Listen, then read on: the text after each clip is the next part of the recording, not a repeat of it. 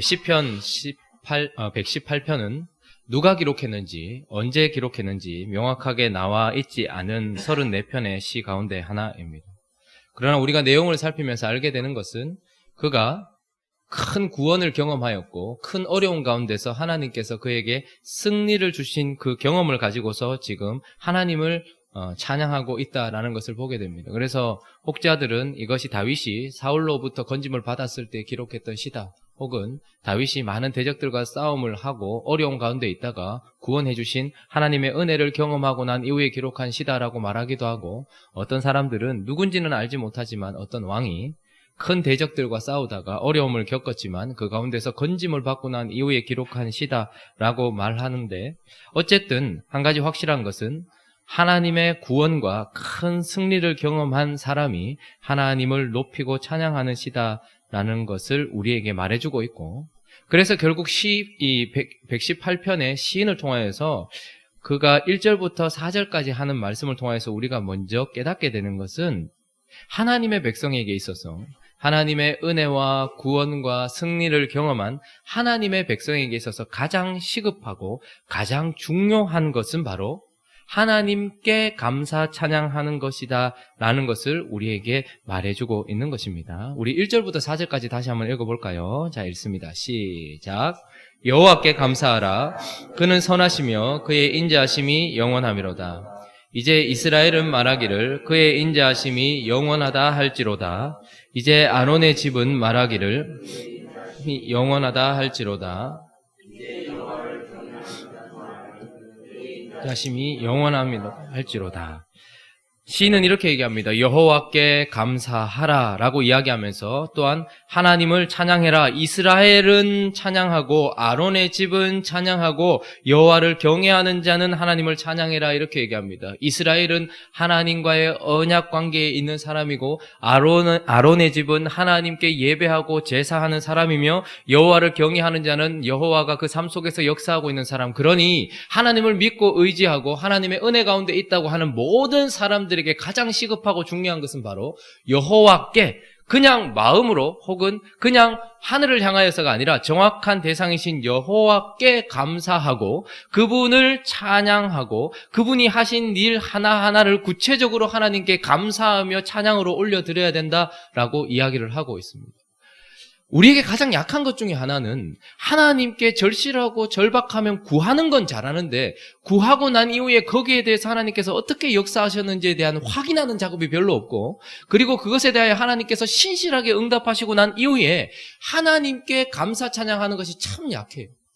하나님께 감사 찬양한다는 것은 단순히 감사헌금을 하나님께 드린다든지 아니면 나와서 찬양하는 것을 이야기하는 것이 아니고 여호와께서 하신 일을 선포하고 감사하면서 하나님을 기뻐하는 것, 그것 바로 예배죠. 하나님께 그런 감사 찬양의 예배를 드리는 것, 이게 참 우리에게 약한 것 같습니다.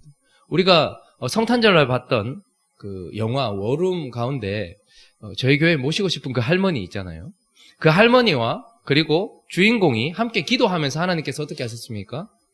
기도에 응답해 주셔서 남편을 바꾸고 난 이후에 그 기쁨을 서로 막 누려요. 이런 일이 있었어요. 하나님께서 이렇게 하셨어요. 라고 이야기하면서 그 기쁨의 소식을 들으면서 그 할머니가 뭐라고 했던지 기억나십니까? 그것을 다 듣고 있다가 오케이. 그러면서 잠깐만 다시 전화하자라고 전화를 끊고 나서 뭘 했어요? 선포하며 하나님의 영광을 높이면서 하나님 감사합니다. 하나님 감사합니다. 하나님께서 이렇게 하셨습니다. 사단은 패하였다라고 선포하면서 어떻게 합니까? 하나님이 하신 일 하나하나를 구체적으로 하나님께 올려드리면서 하나님께 감사 찬양하는 것을 보게 되는 것이죠. 우리에게 있어서 시인도 동일하게 이야기합니다.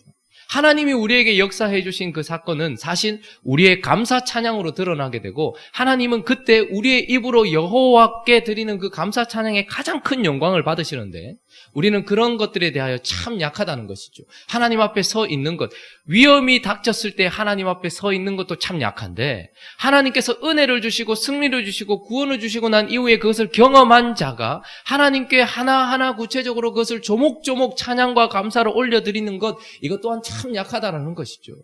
우리가 서 있는 삶의 현장에서는 찬양이 넘쳐나야 된다라고 시인은 이야기하고 있는 것입니다. 자, 그래서 오늘 이 본문을 통해서 하나님은 왜 우리가 감사 찬양을 하나님께 올려드려야 되는가, 그 속에는 무엇이 담겨 있는가를 우리에게 보여주는데, 먼저는 그 하나님을 향한 감사 찬양에는 하나님이 하신 일, 하나님의 역사가 담겨 있고, 이걸 우리 편으로 표현하자면 간증이 담겨 있는 거예요. 자, 5절 한번 읽어볼까요? 5절 있습니다. 시작.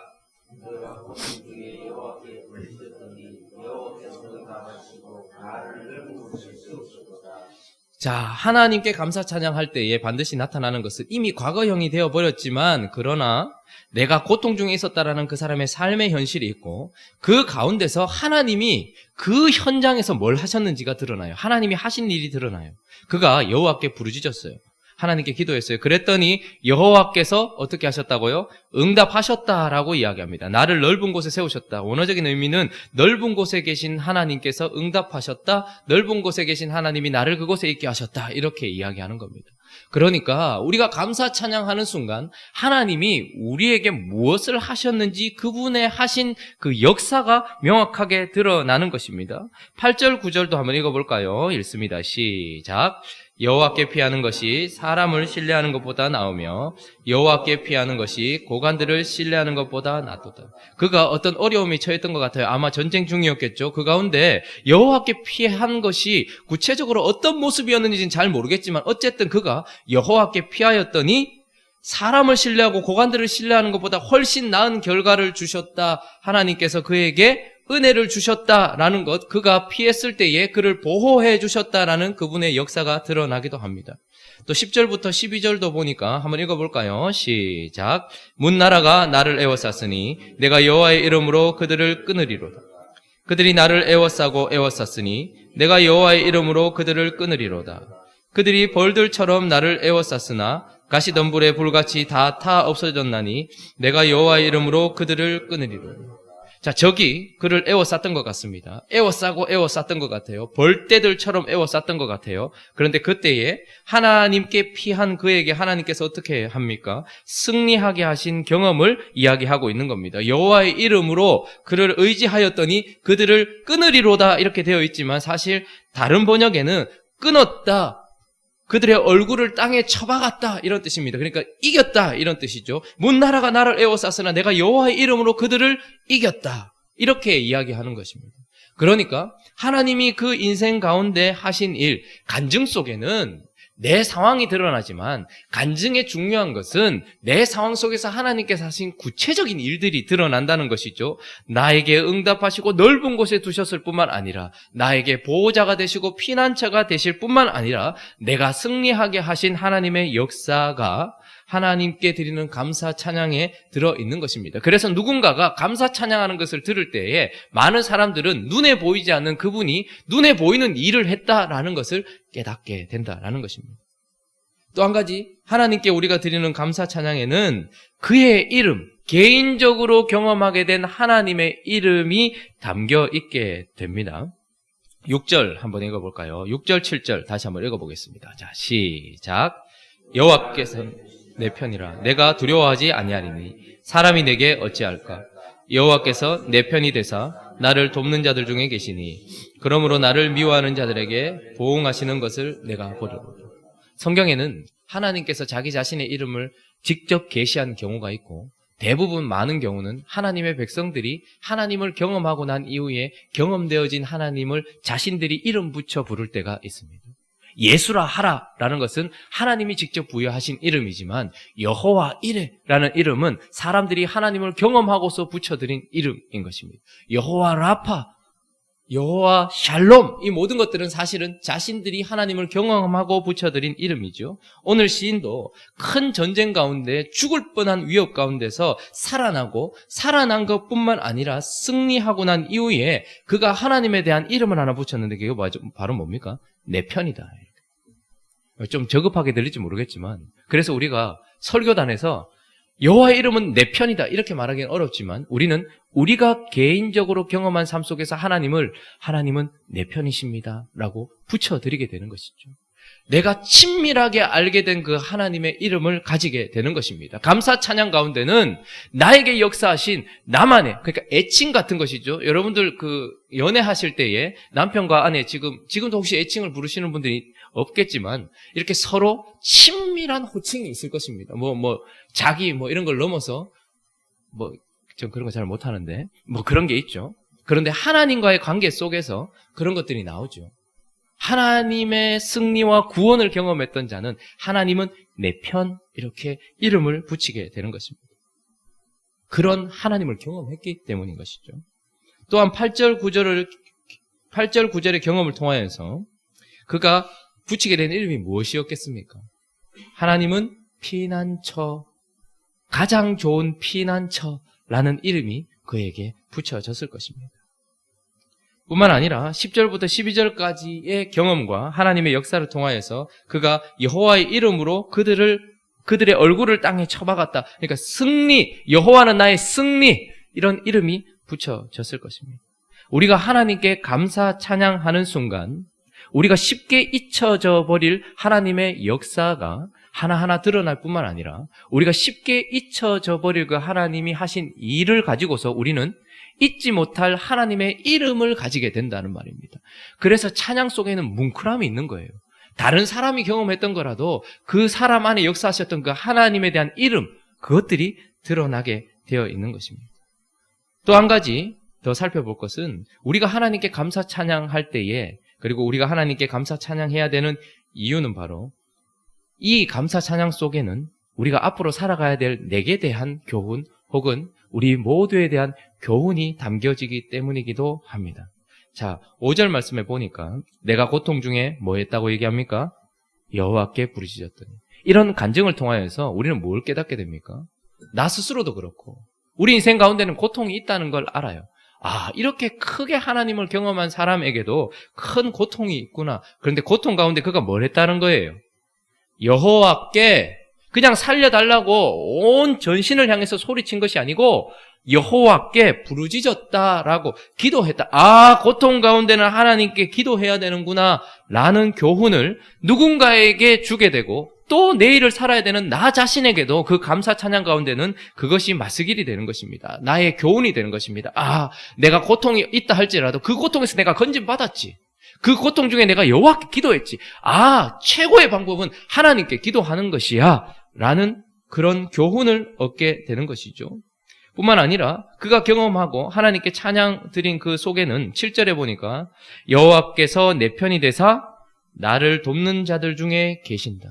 지금 내 눈에 보이지 않아도 내가 기도하고 하나님께 나아갔을 때에 나를 돕는 자들이 내 삶 속에 언제나 있었고, 그래서 아무리 큰 고통이 찾아오더라도 내 옆에는 항상 나를 돕는 자 중에 있고 그 가운데 한 분이 또한 하나님이셨다. 이것을 감사 찬양으로 올려드렸을 때, 그래서 그분은 내 편이라는 이름을 가졌을 때에 앞으로 내일을 살아가야 되는 우리에게 여전히 이것은 교훈이 되어서 내 편은 항상 나를 돕는 자 중에 계신다 라는 것이 내게 교훈이 될 뿐만 아니라 이런 감사 찬양을 듣는 사람들에게도 하나님은 우리를 돕는 자들 중에 계시는구나 라는 교훈을 얻게 되는 것입니다. 그리고 8절과 9절을 보면 여호와께 피하는 것이 사람을 신뢰하는 것보다 낫고 여호와께 피하는 것이 고관들을 신뢰하는 것보다 낫다. 사람을 신뢰하고 고관들을 신뢰하는 것이 나쁘다라고 이야기하지 않습니다. 선택이 있었다 이 말입니다. 선택의 상황 속에 있었는데 내가 사람을 신뢰할 것인지 여호와를 신뢰할 것인지라는 선택이 있었고, 나는 그때 내가 여호와께 피해보니까 사람을 신뢰하는 것보다 훨씬 낫더라 라는 경험을 가지게 되는 것이죠. 여호와께 피하는 것이 고관들을 신뢰하는 것보다 낫더라. 원어는 왕자들입니다. 그러니까 큰 힘을 가진 어떤 존재를 신뢰하고 거기에 피하는 것보다 낫더라 이런 것이죠. 계속해서 이렇게 이어지는 상황 속에서 제가 이 말씀을 묵상하다가 설교를 이렇게 준비하다 보면 설교가 잘 안 나오고 할 때가 있지 않습니까? 그리고 이렇게 삶을 살다 보면 마음이 많이 이렇게 눌릴 때가 있습니다. 그러니까 죄 때문이 아니라 어두움이 우리를 엄습할 때가 있고 무지가 우리를 엄습할 때가 있고 답답함이 우리를 엄습할 때가 있어요. 지금도 많은 분들이 영혼의 고통을 받고 있습니다. 그분들이 죄를 지었다라기보다는 미래에 대한 두려움이나 그리고 현재에 대한 그 아픔이나 이런 것들 속에서 갑자기 우리 속에 어려움이 찾아올 때가 있어요. 근데 어제도 저녁에 되었을 때 갑자기 너무 답답한 거예요. 마음이 너무 답답한 거예요. 힘들고 어려운 거예요.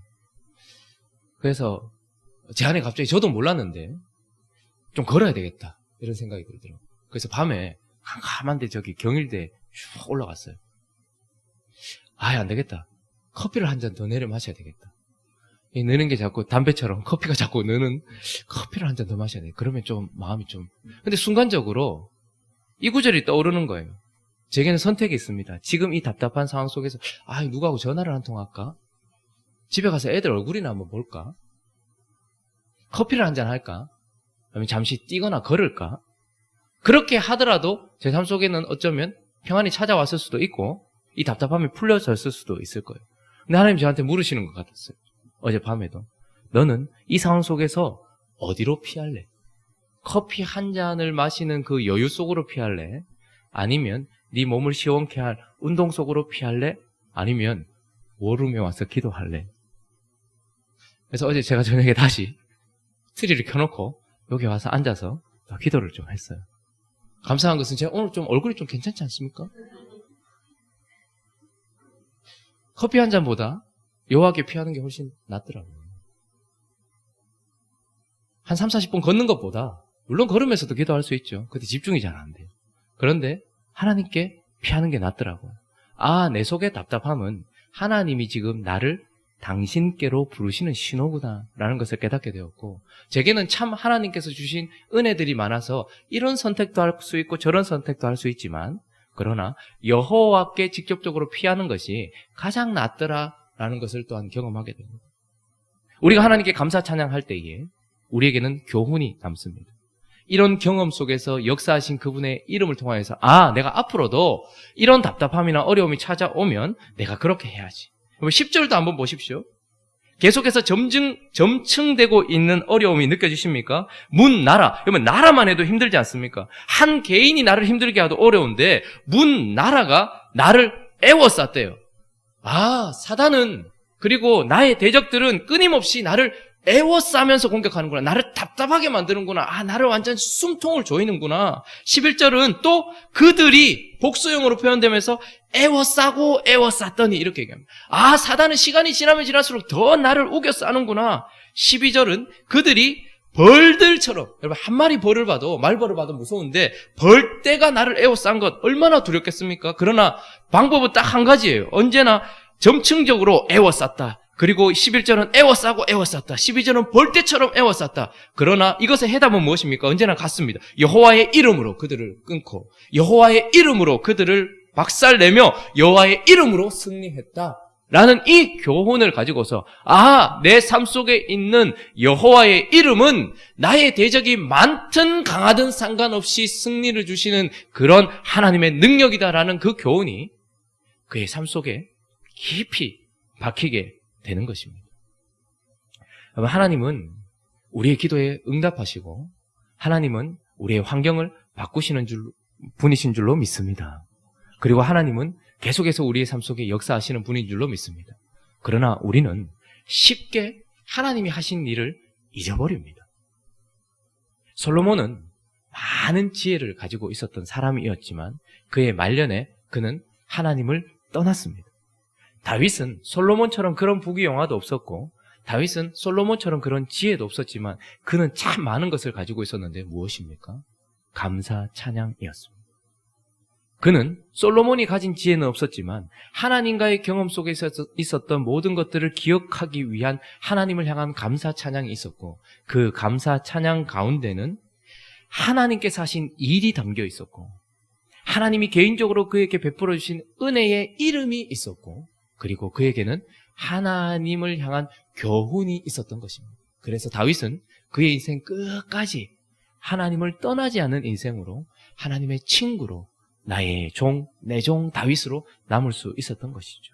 우리 또한 하나님께서 어떤 은혜를 베풀어 주셨는가를 살피는 것도 중요하고 그런 것들이 하나라도 느껴졌을 때에 이스라엘은 아론의 집은 여호와를 경외하는 저와 여러분은 여호와께 감사 찬양하기를 원합니다. 그래서 우리 삶 속에 이 감사 찬양이 우리를 지키고 또한 이 감사 찬양이 하나님을 영화롭게 하는 행복한 우리 교회 되시기를 예수 그리스도의 이름으로 축원합니다. 우리 같이 한번 기도하도록 하겠습니다. 여호와께 감사하라. 그는 선하시며 그의 인자하심이 영원합니다. 여러분 2018년 감사할 일 많지 않습니까? 여러분 2018년 4월, 5월, 6월을 한번 생각해 보십시오. 그리고 지금 이 순간 하나님께서 우리에게 무엇을 하셨는지 한번 생각해 보십시오. 벌써 어떤 그런 간격들이 사라졌습니까? 그렇다면 우리는 어쩌면 하나님을 향한 여호와께 감사 찬양해야 했던 우리의 본분을 잊어버려서 그런지도 모릅니다. 기억은 쉽게 잊혀지고 은혜는 쉽게 잊혀집니다. 그래서 그것을 기억하는 것이 필요하고 그런 노력이 필요한 것이죠. 여호와께 감사 찬양하는 이 아침 되기를 원합니다. 여호와께서 하나님께서 우리 인생 가운데 무엇을 하셨는지 어떻게 하셨는지 그래서 우리는 그 시간을 지나면서 어떤 이름을 가지고 있는지 저는 개인적으로 5월, 6월, 7월, 8월, 9월, 10월, 11월 2018년을 지나면서 제 인생 가운데 하나님의 특별한 이름들이 생겼습니다. 여러분들에게도 그런 이름이 있을 것입니다. 오늘 이 아침에 기도하시면서 그 특별한 나만의 이름들을 찾고 그 속에 있는 교훈을 잊지 않고서 새해를 맞이하는 우리. 새해에 뭐 가지고 가시겠습니까? 다 버리고 가면 됩니다. 그러나 딱 한 가지 여호와를 향한 감사 찬양 가지고 가면 새해에도 우리는 승리하게 되고 구원을 얻을 줄로 믿습니다. 그 하나님께 오늘 이 아침에 나아가며 기도하며 또 하나님께서 그 이름들을 기억하게 해달라고 그렇게 기도했으면 좋겠고 각자의 기도 제목들을 가지고 그리고 잘 마무리하는 한 해가 되어질 수 있고 또한 새롭게 맞이하는 한 해가 되어질 수 있게 해달라고 또 우리 교회를 위해서 함께 기도하며 나가도록 하겠습니다. 기도하겠습니다. 거룩하신 하나님 아버지